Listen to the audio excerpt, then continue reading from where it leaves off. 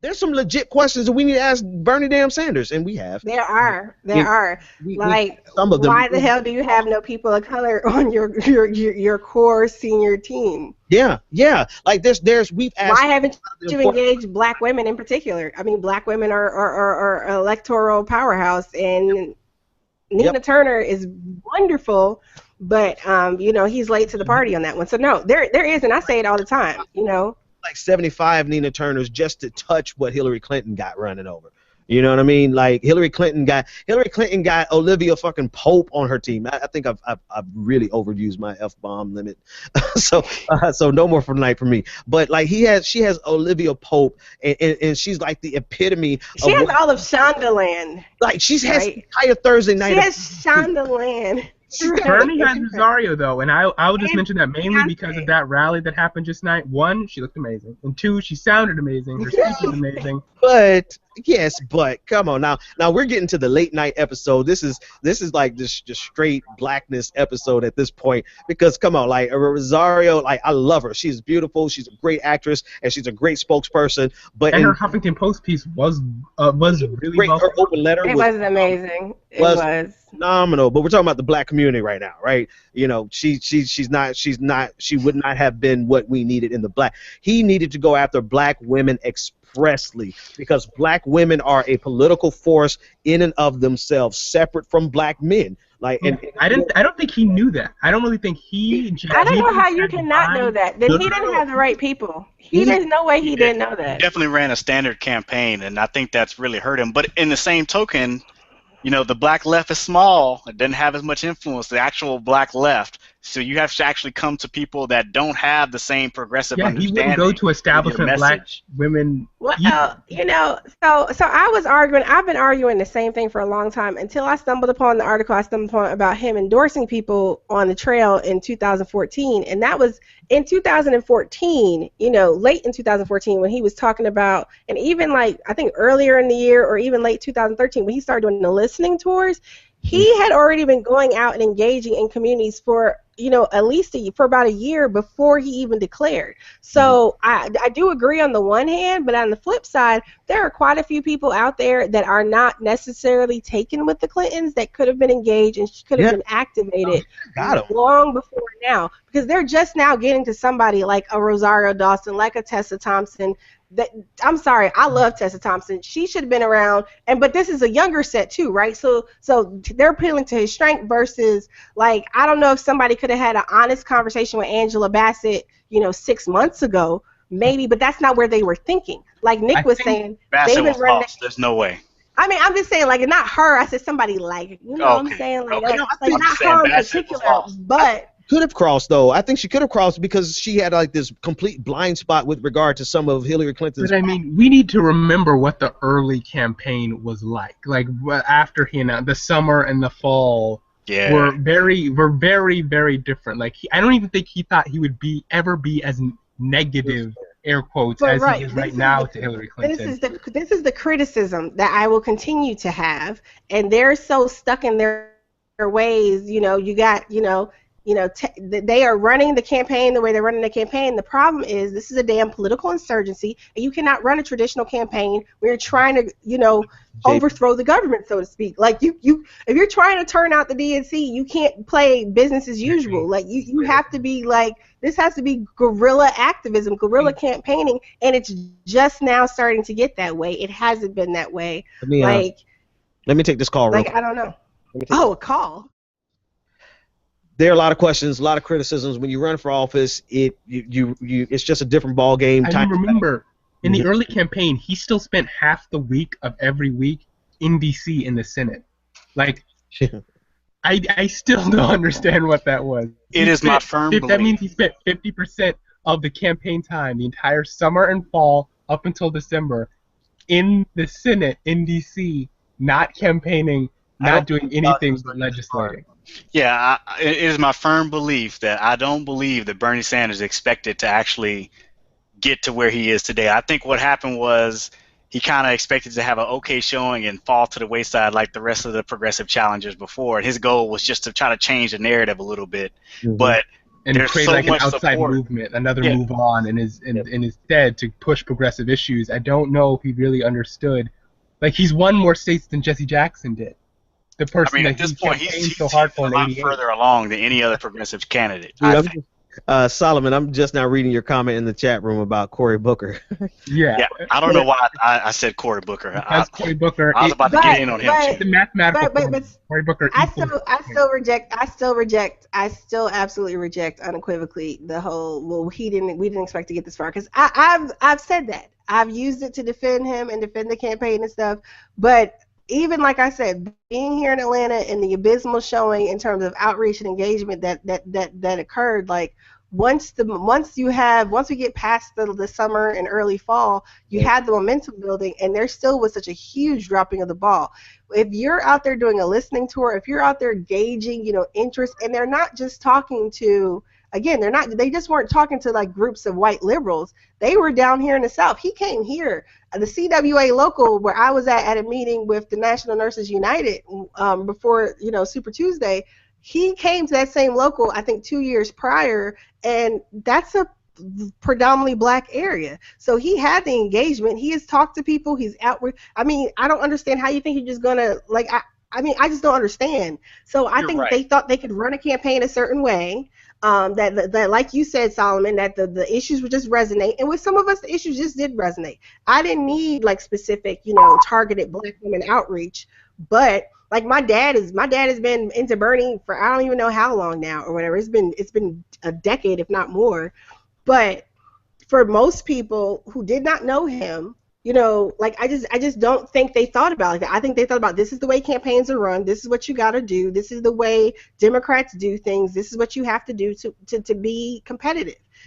That is very narrow-minded, and that is why he actually should be in a better position, I believe, personally, right now than he is. At least because in the of these delegate really count. missed They've opportunities. made an effort. Yeah. Another thing to take in mind, He's though. missed opportunities. Another thing to take in mind, he is a little bit older, and sometimes with that you become stuck in your ways, because he's probably campaigning the way he always has. And I've noticed how he's been on Tom Hartman's show like more times than I can count this campaign. But Cenk Uygur of the Young Turks had asked, "Hey, he's only been on Tom's thing like 2 times since this year started." Come on. Since this year started, because he's gotten busy. But he used to go every week. But Cenk Uygur of the Young Turks had to go, "Hey, man, all your voters watch the show. You might want to come on the Young Turks here on YouTube." That's the age gap too, to some extent, though, right? Don't you got to put your parents on to what the hip thing is, like? Yeah. Well, come on now. Compare. Like when you try to compare. Well, no, my dad doesn't know. But my dad doesn't know what TYT. I mean, my dad knows. Remembers the Young Turks from MSNBC. I don't know that my dad knows that he can go watch them live, every day. Like he knows now because he's been playing around on YouTube. What's that? What is that thing that you can watch it on your TV really easily? Roku. Okay. Roku. Yeah, but I mean, when you think about the audience that Tom Hartman has versus the audience that TYT has, it's two different audiences. And to be honest with you, like since he's been going on that show every week for this amount of time, I think out of respect for Hartman, he did come back on that show even though his schedule was busy before he made time for the TYT. I think that's really what it is, because I listen to Sirius since I have satellite radio in my car, and there's this guy, Mark Thompson, who always complains about Bernie not coming on his show, but to be honest with you, Mark Thompson has been a shield for Hillary Clinton this whole time, and he's complaining about Bernie not come on his show. Well, that's Roland Martin, too. That are saying that's Roland Martin. Roland Martin's been complaining for months now. Tom Joyner's another one. I love Tom Joyner, but he's another one. Yeah. Sorry, but he's another one. And that's what this election has been about. This election has been about realizing that, some of these people we liked. It's so disappointing. Forrest Whitaker was just hosting a fundraiser with her. Mm-hmm. I'm just like, listen, I don't have a problem with you supporting her. At all. I don't have a problem with you supporting her. Matter of fact, that's your prerogative, right? More power to you. What I have a problem with is you forwarding these false narratives in order to support. Like Michelle, you understand the reason why she's not endorsing Bernie, Michelle Alexander. Like she's like, I have to at least support him. Don't? I don't. I said no. You understand her reasoning, even if you don't agree with it, at least, right? No. I think it's a cop out. I think it's a standard cop out from the black left that has been a disappointment and great letdown, where they could have seized an opportunity to actually do what they've been. Let me refer to the gentlemen, the men in the conversation. These men have been bitching about this for a very long time, and they missed the opportunity to seize on the chance to get rid of this this right-leaning neoliberal DLC Democratic Party. I know I'm passing the baton to you. Help me out here. Please. They opted out. They opted to be sideline coaches. That's what the backseat drivers. They opted to do that instead of saying, "Here's a chance for us to even." I don't think people thought that there was any real chance, because I think even when we're talking about the black left, I think that there are a lot of people, black progressives, whatever, however we're characterizing people, I think there's still been this notion that the Clinton machine is insurmountable and there's no way that they're going to let her lose again. And instead of trying. You have to have this point, though, and I had the same exact up until July 4th. I did not talk about the presidential election in any significant way, because I felt exactly what you meant, what you're saying. I felt like it was inevitable, and I felt like Bernie Sanders had no chance in hell. But at some point, you got to ask yourself, are you willing to at least try? At least fight, and either they did not ask themselves that question, or they asked themselves a question and they said, no, I'm not willing to try. But I understand Michelle Alexander's point. Her point is, I don't agree with it necessarily, but I respect and I understand it. But it's a similar point that Rosa Clemente makes. It's a Kristen, I can't remember Kristen's last name. She writes and gets published in the Huffington Post and other places. There's this notion that if anything, we should be black, particularly the black left. There's no room for us in the Democratic Party, and the criticism about Bernie Sanders should have been a Green Party candidate or run as an independent. It's these ideological constructs that I don't think really play out in real life. The socialist alternatives argument. Because we can talk about how the Green Party is probably the ideal party or whatever, but from a structural and real life standpoint, I disagree with that notion. I don't think they're so smart. They have to understand the structural impediments to the success of any third party. That's why. Well, it's these people. It's people are having an academic. People are treating this as if this is some type of academic exercise, but right? If they were academic, but I do appreciate. They should know. I'm sorry. I'm sorry. I'm not saying what you're saying is wrong. I'm not saying what you're saying is wrong, and I do respect Michelle Alexander's right to do whatever the hell she wants. Right? She doesn't jump for anybody. But I'm speaking to the black left in general. Like, I've heard you guys bitch about this for many years, at least 20 years that I've been paying attention. That I can't agree with, because as I've been you're right. They have been saying it's so broken and no one's even talking about these things. And Bernie comes out, I'm literally going to talk about all these things and unapologetic. And there was a point where the power could have been there was a serious, because when we talk about the black left, when you talk about black politicals in general, there was an opportunity to really leverage meaningful participation and input overall, right? And that was passed on because either they wanted to sit out and just wait and see, who was going to do what, or they had already thrown in with Hillary Clinton. And the thing is, with the Clinton campaign, okay, you have the backing of the Clinton name, but what is being leveraged? Like, what is on the table? Like, no one can even say that. And I think we saw some inclusion, like Simone Sanders, is a Black Lives Matter activist. So we saw a little of that happening, and we definitely saw the huge influence that DeRay and others had on, the influence on his creation, the racial justice, pushing that conversation and stuff. However, I think that as a whole, when we talk about the black left, there could have been a greater leverage, but it's just like he was just completely discounted. Yeah, none of them came in the way Hispanic activists came into Bernie's campaign. Right. They hired high-level, high-profile dreamers. They didn't do that for Black Lives Matter at the same level, and I don't think Black Lives Matter activists were willing to do it. No, I'm not even talking about Black Lives Matter, right? Because Black Lives Matter. When you're saying the left, I think that's just our easiest example of we're talking about like the left. I think that's the easy example we can gravitate to. But I think your point is actually correct with the Hispanic Latino outreach, and I don't know who sought out who, or maybe it has to do with whoever's in charge of that specific area, comparatively. But the Latino outreach and development seems to be so much farther along, but not just because they sought out the right people, right, and they were receptive, but there seems to be this was in one of our internal working groups. This seemed to come up that they seem to approach as a community, as a voting bloc, they seem to approach issues based on the issues and not necessarily the emotional attachment to the people involved. Like, not that there isn't some of that, because and we see that very well with Dolores Huerta. Well, we see that very well with Dolores Huerta, right? Because yes, you do have people who are having this very visceral, emotional response to how they felt she was treated, right? We see that with American Ferrera wasn't even nowhere near there, but she's already tweeting about how the outrage is. But then you have people like Rosario Dawson who are able to have that very fair balance, and it's more equally divided. It's not like completely one side lopsided, like you can't say nothing bad about her at all. There are people on both sides, saying both. It seems like, in terms of issues, and it's not just immigration, but there are tons of issues, and they can get behind who is making the better decisions, has a better plan for us, not who likes us or who tells us we're pretty. Like, this is the one that got me. Use the word black. I mean, oh my God, that one. When that one came out, I was like, and they were predicting his downfall, and he won Minnesota. But that's the out of touchness. But that's the out of touchness I really feel like too, because people are jumping on the talking points. Yep. Because once you have certain people put certain talking points, there are certain black leftists who talk about how he's a Zionist. Yeah. Okay. I mean, not sure where you're getting that from. Why? Because he's Jewish. I heard Glenn Ford say something like that, but a month or two later, he did actually come back and say, "Well, I was he actually did do his little mea culpa on that."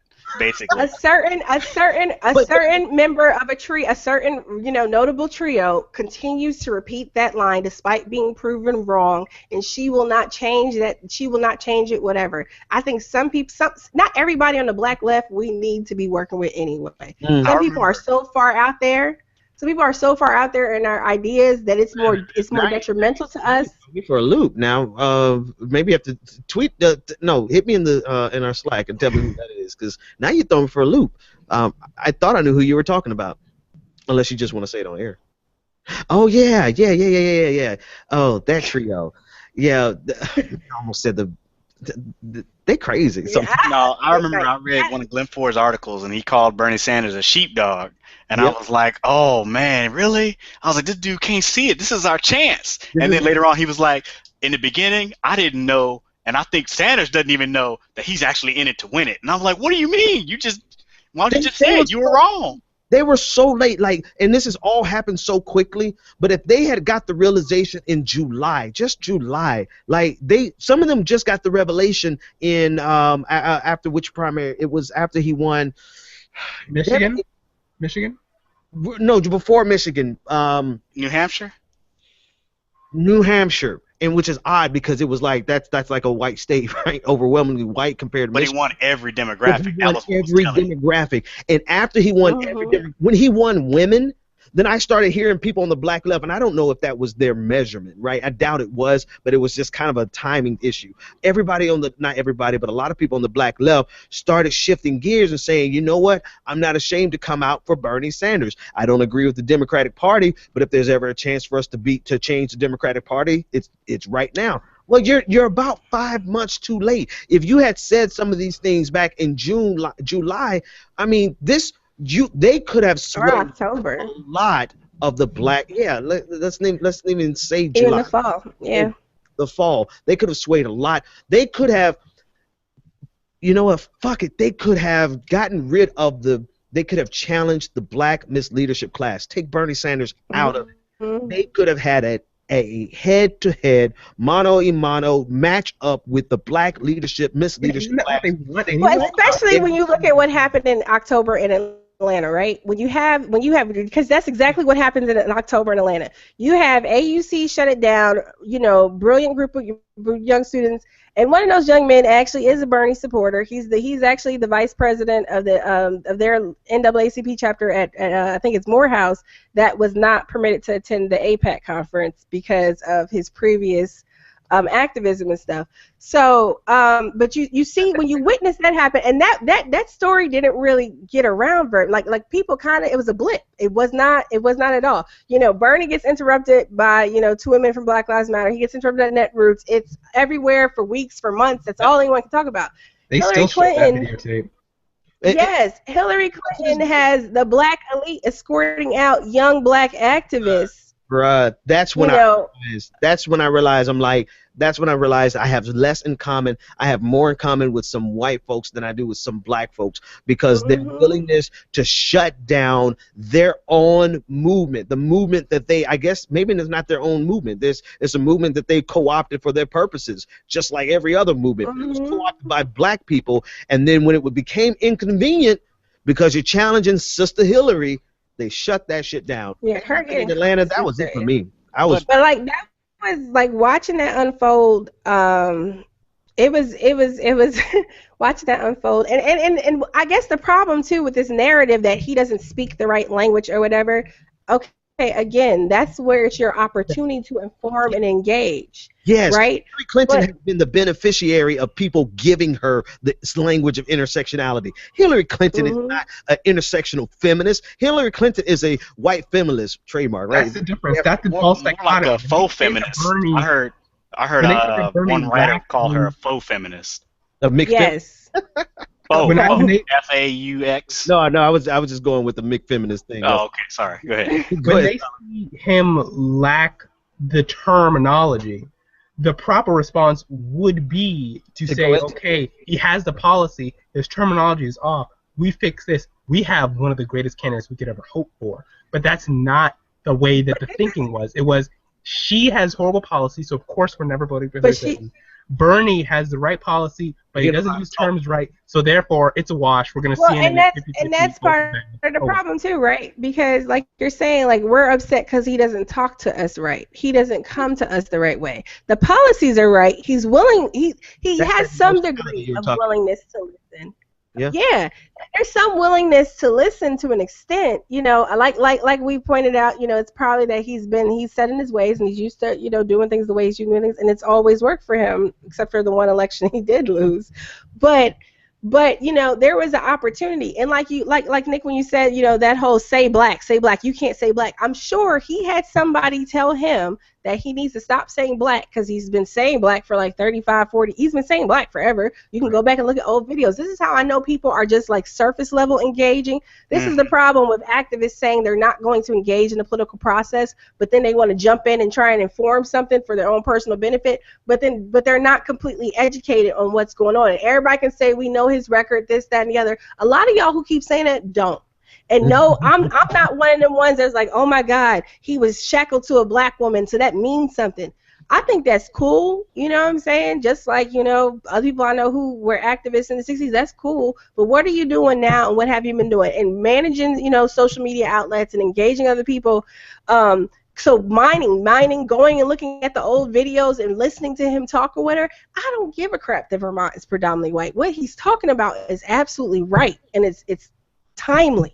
But so when he's talking about how we need to make sure that the government is representing the people, that's the same thing we all be saying. So if he's not speaking right, you know what I'm saying, get him a Luther Anger translator and just let's keep it moving. Like, I just don't even understand what the problem is. It goes right back to what you said, like, I don't know, could have been 10 hours. No, about 15 minutes ago, you said the difference between the Hispanic coalition and the Black coalition is the Hispanic coalition, they're looking raw at the policies. Yeah, you have some people who use the emotionality, but they're smart enough and they're shrewd enough to not allow their emotions to dictate their engagement. They go after strict policy.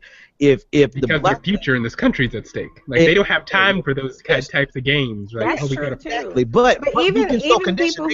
Let me finish. We've been so conditioned in the black community by black leaders to respond viscerally and emotionally that we just, when somebody doesn't say something the right way, we automatically clamp up and say, oh, you know, it's stupid, just a whole bunch of stupid stuff, and we miss the forest for the trees. We miss the fact that on many levels, like not just the economic policy, which I agree with you guys 100%, not just on the criminal justice reform, but I agree with them on, you know, probably like 95%, but just on so many things, not just the policy, but the very thing that, and I said it before, I'm going to say it again, the very thing that the black left has been complaining about for my entire life. They had an opportunity to hit it head on, especially with what you just said, Noah, in Atlanta, when the Black Miss Leadership class showed their ass. They showed the fact that not have black lives at best interest. They have their political ambitions in their best interest. That's what they're focused on. And instead of seizing on that story, I might be one of the black commentators on the left that actually says something about that particular story and how it was so significant and so symbolic of the problems of the black democratic establishment, when that could have been the launch point for people like, I'm not going to call any specific names, the people on the black left could have just taken that and demonstrated. But that was so disappointing and disheartening, right? Because because at this point you have at least 2 generations that have been raised on the legacy, on the history of John Lewis, right? John Lewis is this larger than life figure. To have John Lewis, and these are, following the tweets, following these kids' tweets and stuff like that. I mean, my heart was breaking for them because John Lewis is a hero. There's a huge memorial, there's a huge mural to him, here in Atlanta. There's all types of stuff. He's like, it's Martin Luther King, Ralph David Abernathy, John Lewis. Like he's up there. And to have your hero, what I'm saying? He's folk hero status. To have your hero shut you up and tell you to go sit down because it's not the time for you to speak, when you're doing exactly what you learned from watching his example, like that just has to crush you. And for nobody to care and even bat an eye, especially I'm not problem, right? Like there's a lot of black people who are not aware of the problem and the root of the problem, but there's an entire class of black intelligentsia that know precisely the problem. They don't care because they have what they have. I disagree. And here's why. When you go to those elite schools and you get those elite jobs and you're surrounded in that elite bubble, that becomes that becomes who you are. Like that's why when I look at Barack Obama, I'm like, all right. I won't go too deep into that, but I'm just saying, in general, you will assimilate to that social class, and that's why I'm like, To bring another point into it, black intelligence, strong to be able to keep your strong inner self. But when we're talking about people coming out of HBCUs, because there's a solid black middle and upper middle class elite. That's they're not elite, right? They are. So they're not elite. They're black elite. I mean, it's comparatively, right? They're black elite, right? The black elite, when they're coming out, you got, X amount of generations of doctors all going to Morehouse and X amount of generations going to. Yeah, I was going to say, some of them pulled over. But they are elites. They are elite schools, but they're black elite schools. So you're still in this very black environment. And so we can act like, yeah, we're for the people and we're black and we're all with our own people, but you're with a certain group and category that, when it comes time to making decisions, you're making decisions up here, whereas there are decisions that you're making to affect everybody else down here, and it's not happening. I wasn't talking about those black intelligentsias, plural or whatever. I'm talking about those who are actually like either born in poverty and still have that chip on their shoulder. I'm talking about the black left that really are like they are just as sharp. Oh, I wasn't even calling them people the left. And they really have an analysis that is just as profound as anybody else, and they properly diagnosed the problem a long time ago. And I couldn't stand. I'm gonna be honest, like 10 years ago when I heard them talk, I couldn't stand them because I'm a fan of Barack Obama and I still defend them to this day. But they were tearing Obama a new asshole, and they were right on so many issues. Those people, they're the ones that sat down. They're the ones who saw what happened in Atlanta, or ignore the fact that it happened, or maybe they weren't paying attention to the news that day. That was their way to communicate to the black community at large that these people that you herald as your heroes don't have your best interest at heart. They have their political ambitions at heart, and that's been a problem for a very long time. And you know what that ended up being about? That episode, instead of being about exposing the problem of the black misleadership class, which some of them I still like, but you still don't have our best interest at heart, right? That became about the fact that, you don't know how to respect your elders. That is the moral of the story of that. But that's been the moral of the story this entire election cycle. It seems like the older generation is trying to tell the younger how we should think and how we should see things. And I'm like, whoa, bro. We are here today. All these problems, this is what you have caused. But you're going to tell me that I need to vote the way you did because that will solve the problem. Another point 35 years, this didn't mean anything to you. We got 7 before Google shuts it down. Another point is that in the factors where they have come to Bernie and they have tried to do it in a way to get him to listen, all the evidence points to that he has. Like DeRay, I remember when he was live tweeting either the first or second meeting he had with Bernie, he's like, one thing he noticed is that when Bernie talks, he's very careful to make sure he isn't misquoting what you're saying. He said he started every question with, so if I'm hearing you correctly, or tell me if this is what you're saying, or this is what you're saying we should do, and changing his language on the campaign to permanently, not just for a few rallies where they might be looking, permanently for the rest of the campaign. And then another example, Flint, Michigan. He still brings up Flint, Michigan. I actually believe when this primary is over, win or lose, he will actually go back to Flint, Michigan, because I watched his rallies and he talked about it at length. Well, he had that town hall where he just sat and listened to people and barely spoke. He's done that a couple of times where he just listens to people and takes their concerns and considerations, and that's what I really do think that people have a certain line of criticism and critique they're used to dealing with politicians, particularly white politicians, and that they don't speak the language. I think that's the standard line. And while that may technically be true that they're not using certain terminology, that still doesn't take away from the fact that you have certain things that are being done and said and engaged upon that you see the history of it, so it's not just something to come and get your favor, but still it's just like, nah, he don't say black. And you got somebody else who will say, well, he says black and not African American. I think the Minnesota rally was supposed to be one of those things where he doesn't talk much, he listens to what their concerns are, but it felt like a lot of them were there for a confrontation. Like when he was I think it's that for anything.